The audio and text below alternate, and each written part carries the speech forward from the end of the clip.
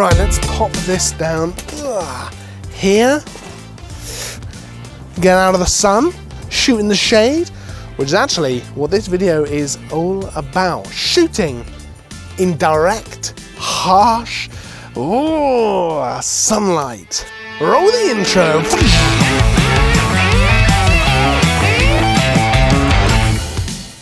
Welcome back to Tutorial Tuesday, where every Tuesday you get a brand new, fresh out of the oven photography tutorial. This week, we're talking about shooting in direct sunlight, a harsh beating down sun, which is great because it's summer.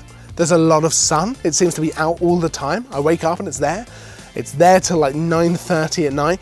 I much prefer shooting in golden hour light. It's kind of really nice and soft. So that's kind of around sunset, around sunrise. It's nice and soft. It gives you those really kind of nice images, almost like studio lighting, and you get those nice tones as well. But recently I've had to shoot a lot in the middle of the day. Sunrise is super early. I'm not getting up at like 4 a.m. I did it recently. I'm not doing it a lot because that's very early. Sunset is at like 9 p.m. at the moment, which is not too bad, but sometimes you're not free around then, you know, or sometimes you're tired and you don't want to head out again at kind of 9:30 to get more photos. So I've been shooting a lot in the middle of the day.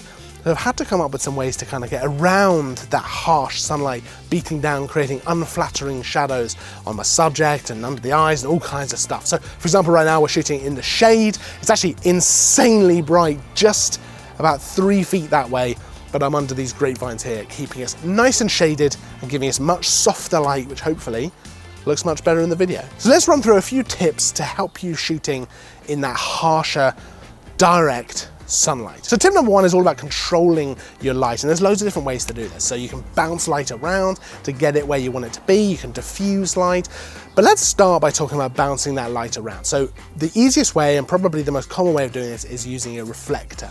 This is something that's like a light object, so white or very, very bright, like gold or something like that, where you're gonna be able to essentially reflect sunlight onto your subject. So you can have someone hold a reflector and actually reflect the sunlight there, or you can pop it on a stand. I'll pop a link to some reflectors down in the description below so you can check those out.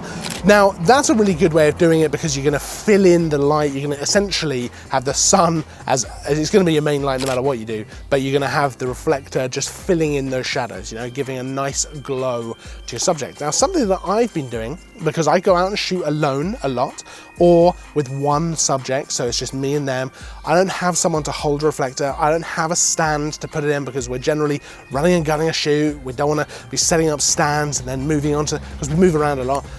So what I've been doing is looking for light objects in the world. So whether that be the floor being white, a wall, something that's going to work a little bit like a natural reflector in the real world. So recently we went on a shoot for this video actually, and we were shooting, there was a nice white concrete floor where we were shooting, which was perfect. It was reflecting that sunlight up onto my subject, giving her a nice glow, just filling out all those shadows and just making it a much nicer image. Now, as you can see from some of these photos, that glow is all just from the floor there. It's all just from the sun reflecting off that floor back up onto her face, which works so well. Now, some of the time I was shooting from a low angle so that she was actually able to look down a little bit, which was just accentuating that glow up onto her so we weren't getting weird shadows.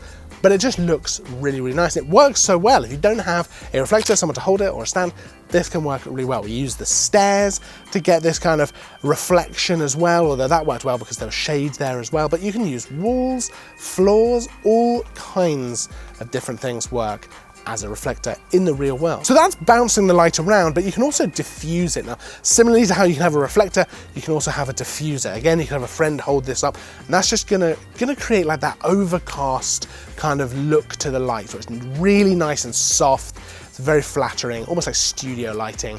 You can have a friend hold that up. Again, I didn't have someone to hold up a diffuser, so we had to get a little bit creative. You can shoot under some trees, which are gonna kind of naturally diffuse the light. Or if you're super clever and you can see in the sky, it's been super blue skies recently, but there was one cloud. And as we were kind of shooting, I was waiting, I knew it was gonna pass over the sun. And as soon as it does, that acts like a big softbox over the sun. And I was just waiting for that waiting to nail a shot. As soon as that happened, we were in the right location. And as soon as it did pass over, I was able to just click away and get the shot that I wanted. So you can use different things to diffuse the light. Trees work really well. Actually shooting indoors and having the light come through the window works really well as well. It kind of naturally diffuses it as well. So that can look great. And you're basically going to avoid those just nasty, aggressive, hard shadows, which can ruin a picture. Which leads us on to tip number 2, which is all about using those hard, aggressive, horrible shadows to your advantage. So that might sound a bit counterproductive, but essentially you can shoot somewhere like for example, I shoot a lot in the forest. When it's midday sun, I'll go and shoot in the forest because the trees, they're gonna give me natural cover from the sunlight, so I'm gonna get nice shadows. But it's also going to allow a little bit of light to come through. You can probably see now, I've got grapevines above me, so there's kind of leaves there, but there's still bits of light coming through, and that can create a really interesting image. That you can use to get creative and have a really nicely exposed image with these shadows and stuff like that, but have these little streaks of light coming across. Have them across your subject's face. And it doesn't have to just be trees. Trees work really well because of the leaves and covers the sun, but then you've still got bits coming through. You can get light rays, but you can use stairs if you're in the city, you can use buildings.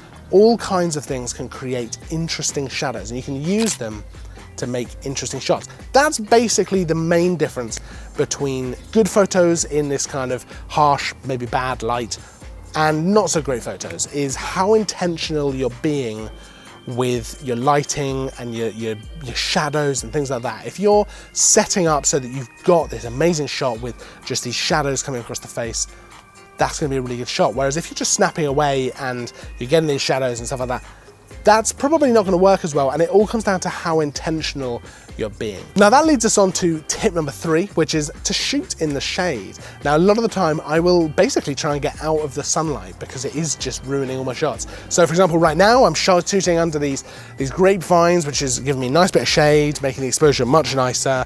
Right just behind the camera, it is so bright. It's crazy. The sun is just beating down out there.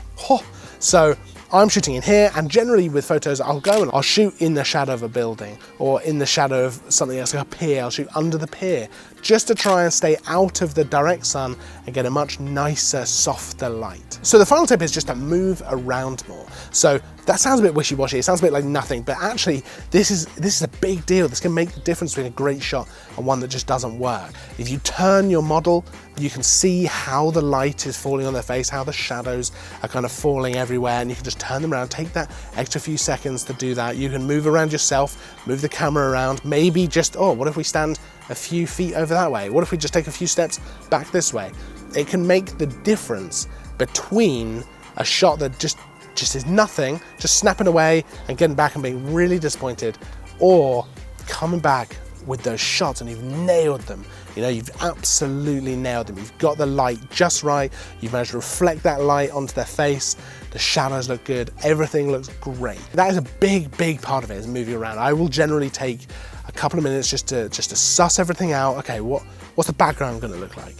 What's the light going to be like on their face? Well, let's turn a 360 and let's work out where the best spot is. You know, oh, what if we move over there where there's some shadow? What if we move over there where there's going to be shadow on your face? Let's see what we can do. And taking those extra few minutes can make all the difference. Now, if you do have any tips of your own, if you think we've missed anything, I'd love for you to pop them down in the comments. I'd love to hear other people's kind of opinions on shooting in the sun and stuff like that. And ultimately, let's build a community, you know, where we help each other out. We're all learning all the time. So let's pop them down there if you've got any. Also, any questions to talk about anything in the video, pop them down there as well, and we'll get back to you ASAP. If you liked the video, make sure to give it a thumbs up. I appreciate every single one of you who does that. I'll tell you what though, I appreciate every single one of you who is here, even if you don't like the video. I appreciate you just for turning up. Make sure to subscribe as well, especially if you're new. We've got loads of stuff, new tutorials every Tuesday, reviews, all kinds of things. And of course, as always, thanks for watching. You know, Peps? It's my dog, once again.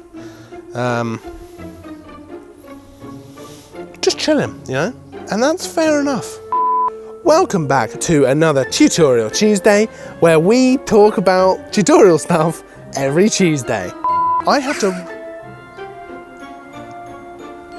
Loud? I don't know if the mic picked that up, but that was like really loud. Welcome back to Tutorial... I'll put you down. I'll put you down. I had to re-record this whole video because the sound recorder was on full battery and then was out of battery. How's that happen, you know? But fine, I did it. It's done. That's what I do, you know? That is what I do.